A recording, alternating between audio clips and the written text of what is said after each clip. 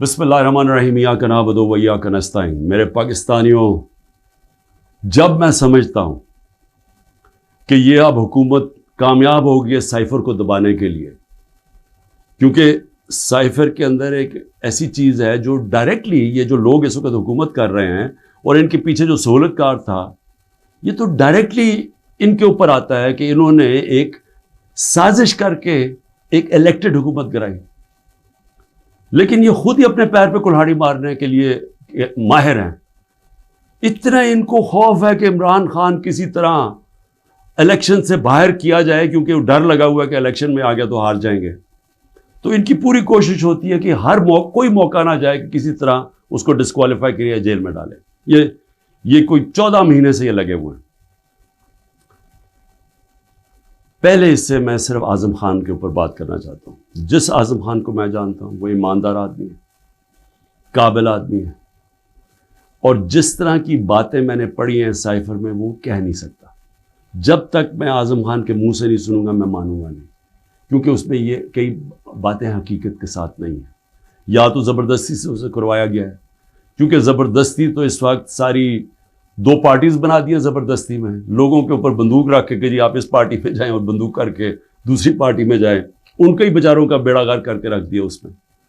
اور پھر جو ہمارے لوگوں کو جو زور ڈالا ہوا ہے پارٹی چھوڑو، بیچارے جیلوں میں ہمارے لوگ پڑے ہیں، عورتیں پڑی ہوئی ہیں، ان کو بس صرف کہیں کہ جی آپ عمران خان کے خلاف وعدہ معاف گواہ بن جائیں، یہ وہ بنتے ہیں تو آپ چھٹ جائیں گے، اور یا پھر کہ جناب آپ کھڑے ہو کے جا کے وہ ٹی وی پہ کہیں میں پارٹی چھوڑ رہا ہوں۔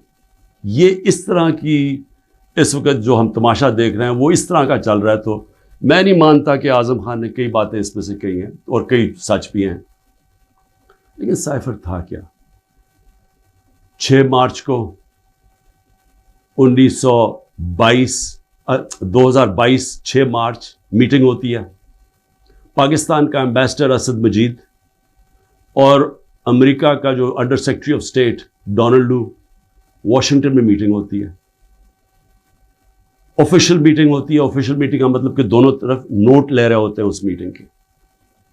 اس میٹنگ کے بعد ایک سائفر کا مطلب ہوتا ہے ایک خفیہ ایک کوڈ کے اندر میسج بھیجی جاتی ہے، جو کہ ساری دنیا میں آپ کے جو ہمارے جو ایمبیسڈرز ہوتے ہیں وہ ساری دنیا میں ہر ملک کے ایمبیسڈر اپنے فارن آفس کو خفیہ میسیجز بھیجتے ہیں، جس کو سائفر کہتے ہیں۔ وہ سائفر آتا ہے پاکستان، اور وہ میں جب پڑھتا ہوں تو اس میں کیا لکھا ہوتا ہے؟ سائفر میں 2 مین چیزیں ہیں، باقی تو اور بھی چھوٹی موٹی چیزیں ہیں۔ سب سے بڑی چیز لکھی ہوتی ہے کہ جی عمران خان کو آپ نے عدم اعتماد کی ووٹ میں پاکستان کے پرائم منسٹرشپ سے ہٹانا ہے۔ اور ایک اور چیز لکھی ہوتی ہے کہ عمران خان نے اکیلا فیصلہ کیا کہ روس جانے کا۔ آپ کو پتہ ہے روس، اور تب تک جنگ شروع ہو چکی تھی روس کی یوکرین میں، تو عمران نے اکیلے نے فیصلہ کیا، جبکہ اسد مجید ہمارے ایمبیسڈر کہہ رہے ہیں کہ نہیں، عمران خان نے اکیلا فیصلہ نہیں کیا، یہ سب سٹیک ہولڈرز نے مل کے فیصلہ کیا تھا۔ لیکن جس طرح وہ بات کرتا ہے، اسد مجید، سلام کرتا ہوں میں اپنے ایمبیسڈر کو، وہ کہتا ہے اس کے بعد جو مجھے میسج کہ ان کے خلاف آپ کو پروٹیسٹ کرنا چاہیے، ڈیمارش کرنا چاہیے کہ اس نے بڑی غلط زبان استعمال کی ہے۔ غیرت مند ڈپلومیٹ ہمارا، لیکن وہ غیرت یہاں نہیں جاگتی جب وہ یہاں پہنچتا ہے۔ سائفر جاتا ہے آرمی چیف کے پاس بھی، فورن آفس میں بھی، میرے پاس بھی آتا ہے۔ میں جب وہ دیکھتا ہوں میں حیران ہو جاتا ہوں کہ اس کی جرت کیسے پڑی ہے لکھنے کی، یہ کیسے کہہ سکتا ہے؟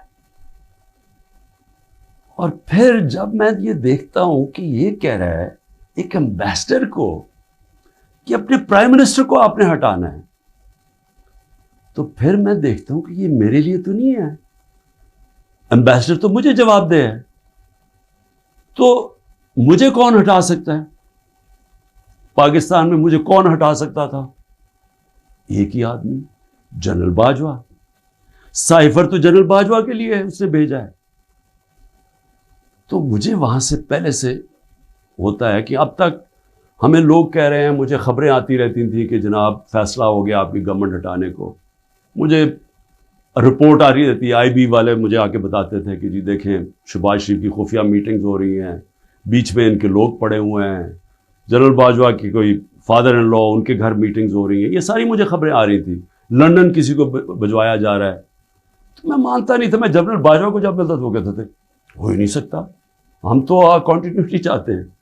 اور میں بھی اپنے آپ کو ہوتا ہوں کہ میں مان جاتا تھا.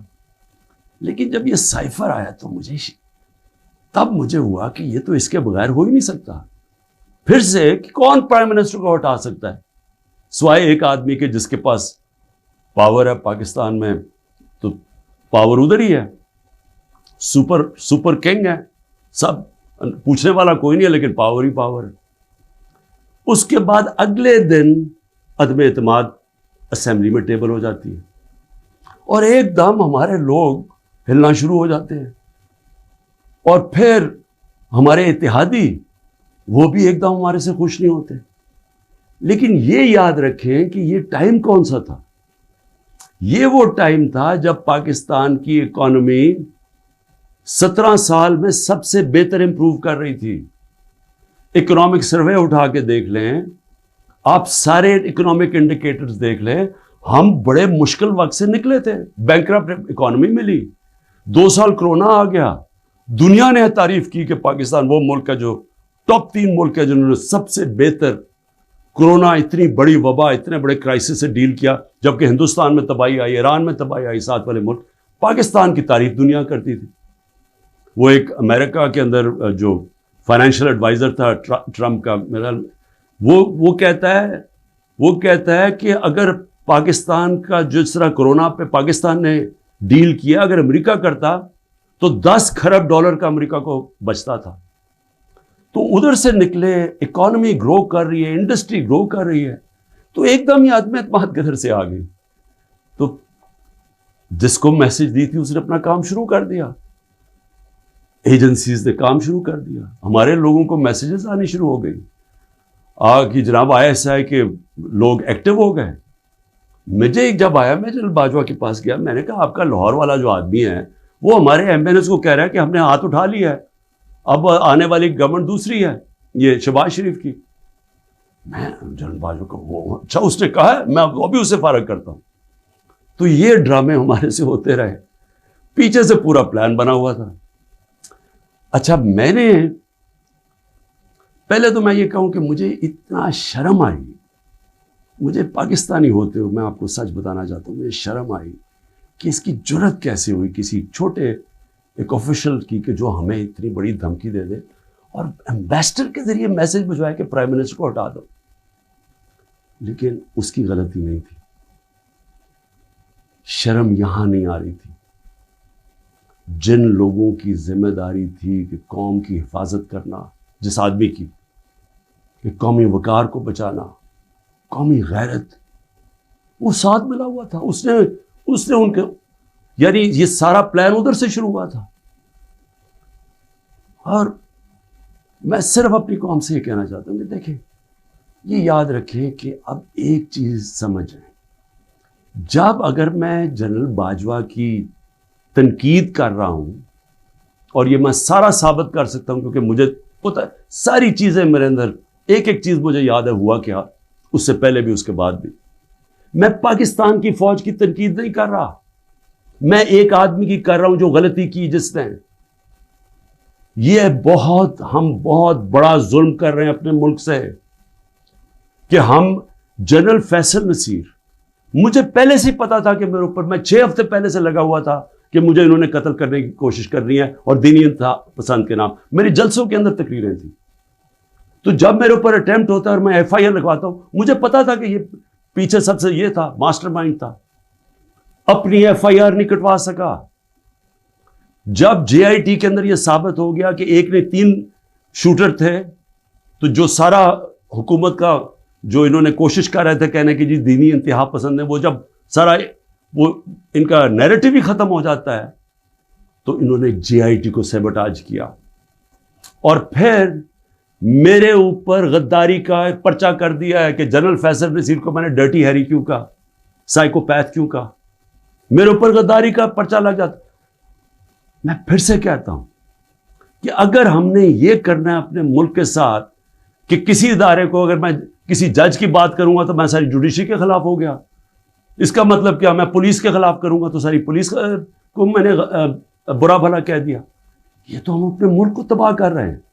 یہ پلیز میری قوم آپ یہ سمجھ جائیں ایک بات، اگر معاشرے سے آپ تنقید ختم کرتے ہیں، آپ معاشرے کی قبر کھود دیتے ہیں.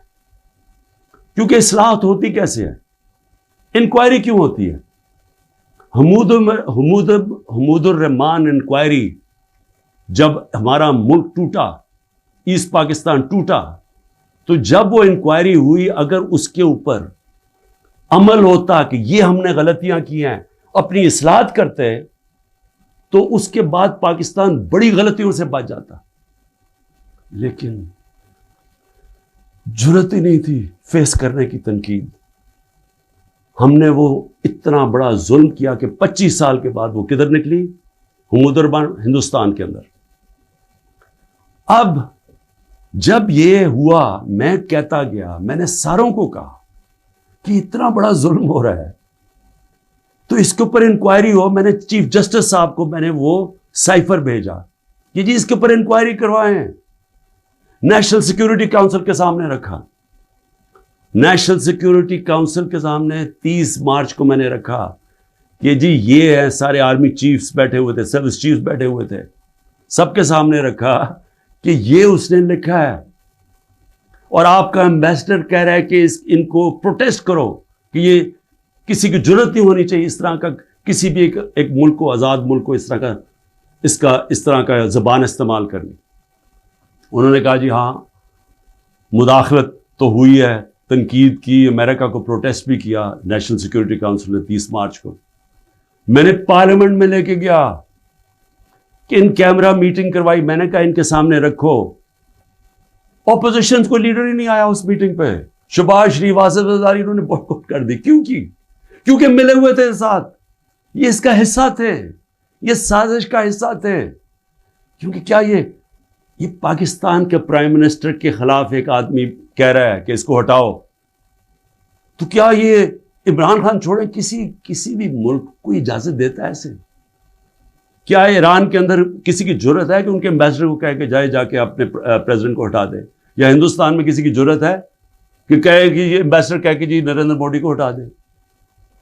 قومی غیرت ہوتی ہے، قومیں غیرت کے اوپر کھڑی ہوتی ہیں، قوم غیرت سٹینڈ لیتی ہیں، مشکل وقت گزارتی ہیں اور مضبوط ہو جاتی ہیں.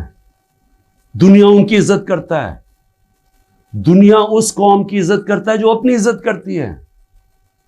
جب ایک عام آفیشل اس طرح کا سٹیٹمنٹ دے اور میں اس کے اوپر کچھ ہو ہی نہ، یعنی نیشنل سیکیورٹی کاؤنسل میں حیران ہو گیا کہ صرف جی ہم ڈیمارش کرتے ہیں. آپ انکوائری کرنی چاہیے تھی، پوچھنا چاہیے تھا، لکھنا چاہیے تھا کہ اس نے کیوں یہ کہا.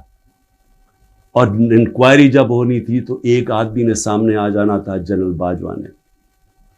مسلسل یہ جناب ان کی میٹنگز ہوتی تھیں، ان کی وہ چارج افیئر سے ملتے تھے. کیا ایسا کو نہیں پتا تھا کہ پچھلے 3 مہینے کے اندر ہمارے پارلیمنٹیرینز، ہمارے پی ٹی آئی کے بیک بینچرز اور یہ اپوزیشن لیڈر سے بار بار امریکن ایمبیسی میں جا رہے تھے. ارشد شریف نے پورا پروگرام کیا، بتایا کہ کون سے دن کون سے لوگ گئے. راجہ ریاض کا بتایا گیا. کیا راجہ ریاض وہاں فورن پالیسی ڈسکس کرنے گیا تھا؟ جو سب سے پہلے بھاگے وہ امریکن ایمبیسی جا رہے تھے. کیا ان کو نہیں پتا تھا؟ اس کے حصہ تھے. سازش ہو رہی تھی کسی طرح عمران خان کو راستے سے ہٹایا جائے، تب پلان بنا. اور مجھے اتنے افسوس سے کہنا پڑتا ہے کہ کسی کو جو بھی لوگ یہ دیکھ رہے تھے کہ میں سوچا کہ کیا ان کو کوئی ان کو نہیں ہے کہ پاکستان ایک بڑی خواب کا نام تھا. پاکستان کا مطلب کیا؟ لا الہ الا اللہ. میرے اپنے کے لوگ کہہ رہے ہیں عمران صاحب یہ آپ سائفر نہ اٹھائیں پبلک میں، امریکی ناراض ہو جائیں گے. میں پبلک میں جا کے میں کیوں پبلک کو بتایا؟ میں اپنی قوم کو بتانا چاہتا تھا، کیونکہ قوم غیرت مند ہے، قوم کھڑی ہو گئی ساتھ.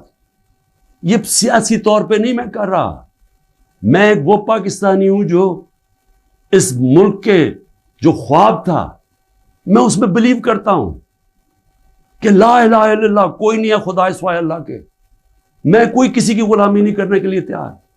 اور میں آپ کو یہ امریکہ کا بھی بتا دوں، دیکھیں امریکہ کی ایک بات سمجھ ہے، امریکہ جو ہے وہ اپنے مفاد کے لیے فیصلے کرتا ہے، وہ دوستیاں نہیں نبھاتا، امریکہ اپنے انٹرسٹ کو پروٹیکٹ کرتا ہے۔ ہمارا کام ہے ہم اپنے انٹرسٹ پروٹیکٹ کریں۔ جب وار آن ٹیرر میں نے مخالفت کی کہ ہمیں امریکہ کی جنگ میں نہیں شامل ہونا چاہیے، اٹھا لے میری سٹیٹمنٹس، میں ہر بار کہتا رہا کہ یہ ہماری جنگ نہیں ہے۔ میں کیوں کہہ رہا تھا؟ میں اپنے لوگوں کے لیے کہہ رہا تھا۔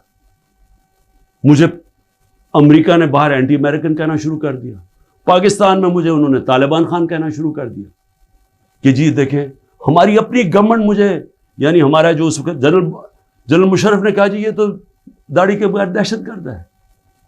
میرا کیا مقصد تھا کہ آپ نے 80 کی دہائی میں لوگوں کو کہا کہ جب بھی فورن آکوپیشن ہو، یعنی کہ کوئی دوسرا افغانستان کے اوپر باہر سے روس نے قبضہ کیا ہوا ہے تو وہ جہاد ہے، اور جب امریکہ قبضہ کرتا ہے آپ کہتے ہیں دہشت گردی ہے۔ میں ان کو سمجھا رہا تھا کہ اس کا فال آؤٹ آئے گا پاکستان کے اوپر، 80,000 پاکستانی مار گئے، پتہ نہیں کتنے 100 ارب ڈالر سے زیادہ ملک کو نقصان ہوا، لیکن اس سے زیادہ جو دنیا میں ہم بدنام ہوئے، ساری دنیا میں ہمارا مذاق، ہمیں کہا گیا جی سب سے خطرناک ملک ہے پاکستانی دہشت گرد۔ پاکستانیوں سے جو دنیا میں ہوا، ہرا پاسپورٹ دے کے لیدر لائن میں کھڑا کر دیتے تھے، کتنے پاکستانیوں کو باہر سے ڈپورٹ کر دیتے تھے۔ پوچھیں بیرون ملک پاکستانیوں سے ان کے اوپر کیا گزری ہے۔ اور مجھے جی عمران خان طالبان خان ہے جی، یہ جی دہشت گردی کے ساتھ ہے۔ اور یہ بھی میں اب آپ کو بتاؤں کہ یہ جو تھا یہ کیوں میرے خلاف کیس بلڈ اپ ہوا۔ جنرل باجوہ نے کیوں کہا کہ جی یہ ہم جب روس سے واپس آئے، اچھا اب روس کیا ہے ذرا سننے والے، اس میں سائفر پہ کیا لکھا کہ عمران خان خود روس کیا ہے۔ میں عمران خان نے خود روس کیوں جانا تھا؟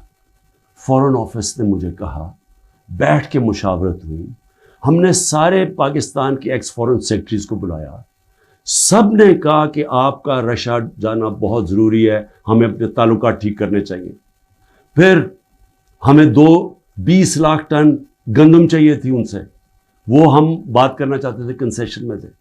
اس کے بعد جب ٹینشن ہوئی یوکرین سے تو تیل کی قیمتیں آسمانوں پہ چلی گئیں، کموڈیٹی سپر سائیکل آ گیا۔ انہوں نے کہا کہ آپ وہاں جا کے تو ان سے نیگوشیٹ کریں سستا تیل۔ تو سارا سٹیک ہولڈرز کے ساتھ کہ جتنے بھی تھے انہوں نے پورا پلان کیا، ہم ٹرپ پہ جانے لگے۔ شام کو ٹینشن بڑھ گئی روس کی اور یوکرین کی۔ میں نے جانے سے پہلے جنرل باجوہ سے پوچھا کہ کیا مجھے جانا چاہیے یا نہیں۔ انہوں نے کہا ہم سب بیٹھے ہوئے ہیں، ہمارے خیال میں آپ کو جانا چاہیے۔ تو سب سے پوچھ کے میں روس گیا، میں اپنی ذات کے لیے تو نہیں گیا۔ تو واپس آیا تو جناب جنرل باجوہ نے اس کے 2 دن بعد کہ جی مذمت کرو کہ جو روس چلا گیا وہاں۔ فورن آفس بھی بیٹھا، ہمارے مین لیڈرز بیٹھے ہیں، ہم نے کہا کہ ہندوستان تو مذمت نہیں کر رہا، وہ تو ان کا اسٹریٹجک ایلائی ہے، وہ تو نہیں کر رہا، ہم کیوں کریں؟ اور ہم ان سے ڈیل کر کے آ گئے تھے سستا تیل پہ اور سستی گندم پہ۔ اس کے بعد جا کے ایک نیشنل سیکیورٹی کا سیمینار ہو رہا ہے، جنرل باجوہ بیٹھ کے کہتا ہے جی عمران خان ہم روس کی سخت مذمت کرتے ہیں، گورنمنٹ کی پالیسی کے خلاف جا کے سٹیٹمنٹ دے دیتا ہے۔ اس کے بعد حسین حقانی کی ٹویٹ آتی ہے، وہ کہتا ہے جنرل باجوہ پرو امریکہ ہے اور عمران خان اینٹی امریکہ ہے۔ بعد میں ہمیں پتہ چلتا ہے کہ ہم نے $30,000 دے کے حسین حقانی کو جنرل باجوہ نے ہائر کیا ہوا تھا ہماری گورنمنٹ کے دوران۔ وہ بعد میں جب ان کا فیرا، ان کا ایک ادارہ ہوتا ہے جو آپ کو رجسٹر کرنا پڑتا ہے لابیز کو، اس میں پتہ چلتا ہے بعد میں ہمیں۔ تو میرا اپنا ہی آرمی چیف میرے خلاف لابی کر رہا تھا، ان کو بتا رہا تھا میں کتنا برا ہوں۔ میں صرف آج یہ کہنا چاہتا ہوں کہ دیکھیں میرے پاکستانیوں، جو جدھر آج ہم کھڑے ہیں، ہمیں پہلے فیصلہ کرنا چاہیے کہ کیا ہم نے بیکاریوں کی طرح، ایک چونٹیوں کی طرح باقی زندگی گزارنی ہے پاکستانی ہوتے ہوئے؟ جس طرح ہم جا رہے ہیں تو کوئی مستقبل نہیں ہے۔ کیا ہم نے خوددار قوم کی طرح لا الہ الا اللہ جس کا نعرہ تھا، ایک خوددار قوم، لا الہ الا اللہ غیرت دیتی ہے انسان کو، ایک چھوٹے سے انسان کو بڑا انسان بنا دیتی ہے۔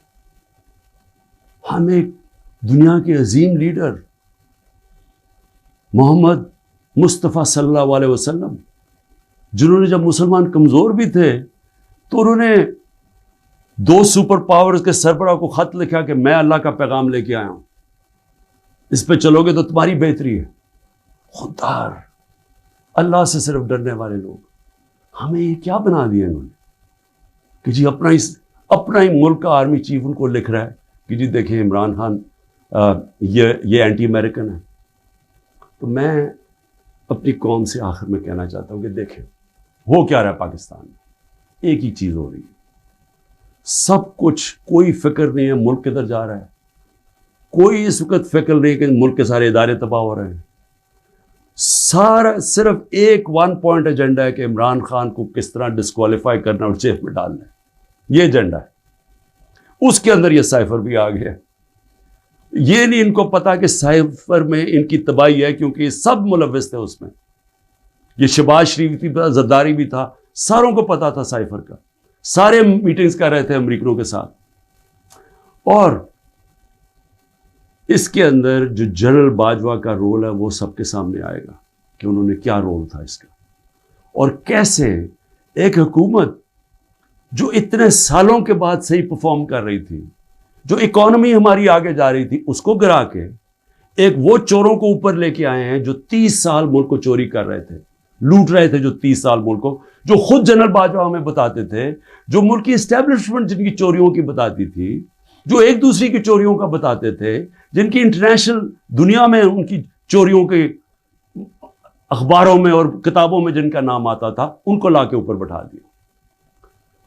انکوائری سب سے بڑی یہ ہونی چاہیے سائفر کے اوپر، جو ایف آئی اے نہیں کر سکتی، اگر صحیح انکوائری کروانی ہے تاکہ ہم آگے یہ غلطیاں نہ کریں، تو انکوائری یہ ہونی چاہیے کہ یہ سازش میں کون کون شریک تھا کہ گورنمنٹ گرا کے ایک ملک کی اکانومی کی تباہ کیا، آج پاکستان کو گھٹنوں پہ رکھ دیا۔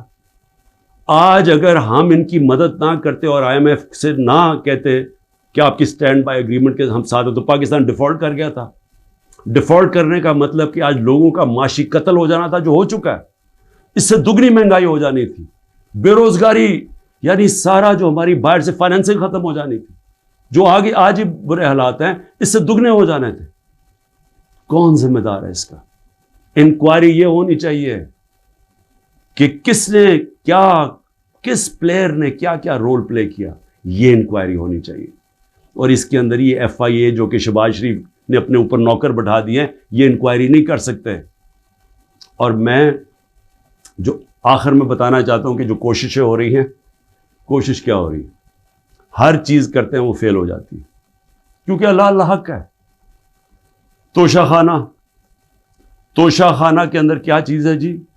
عمران خان نے ان کو کہا کہ جو توشہ خانہ میں ابھی بھی لوگ بیٹھے ہوئے ہیں، جن کا کام ہے اسیس کرنا کہ ایک جب آپ کو تحفہ ملتا ہے اس کی کیا قیمت ہے، میں نے ان کو کہا کہ کم قیمت دکھاؤ، اور اب وعدہ معاف گواہ ڈھونڈ رہے ہیں کہ کوئی جا کے بتائے کہ عمران خان نے ہمیں کہا تھا قیمت کم دکھائیں۔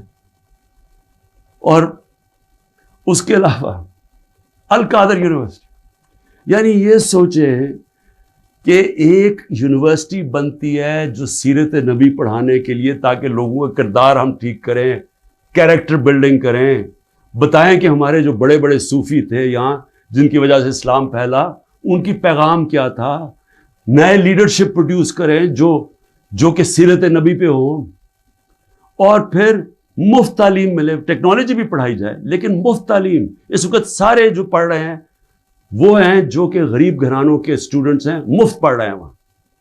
یہ جناب عمران خان نے جرم کیا ہے کہ جی القادر یونیورسٹی بنا دی، جو ذاتی فائدہ ہو گیا مجھے، جس طرح کہ مجھے اس سے کوئی آمدنی آ رہی ہے، جس طرح شوکت خانم سے ہی آ رہی ہے یا نمل یونیورسٹی سے۔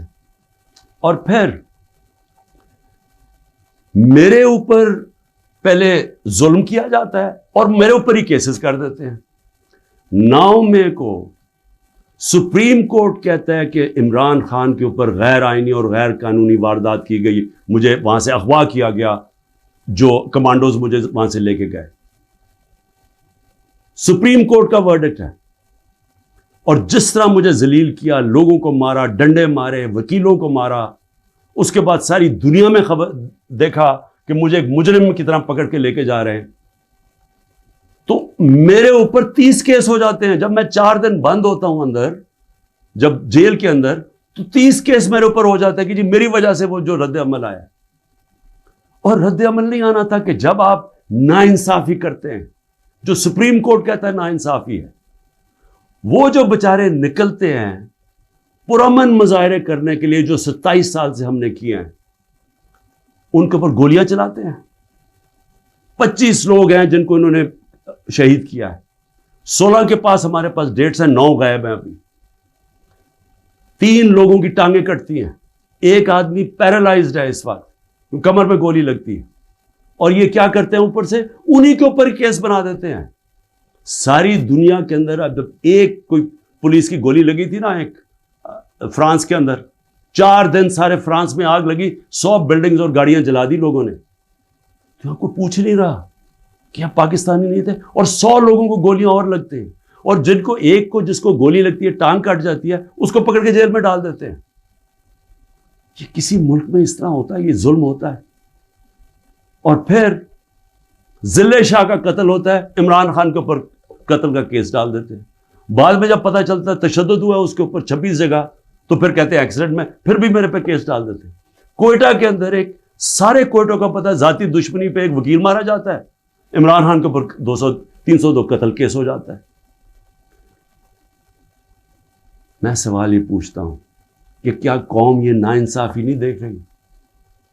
اور یہ جو نظام آپ کر رہے ہیں، یہ سمجھ رہے ہیں کہ یہ بہت بڑا کوئی ڈنڈے مار کے اور خوف سے لوگوں کو اپنی طرف لے آئیں گے، یا لوگ ووٹ کسی اور کو دے دیں گے.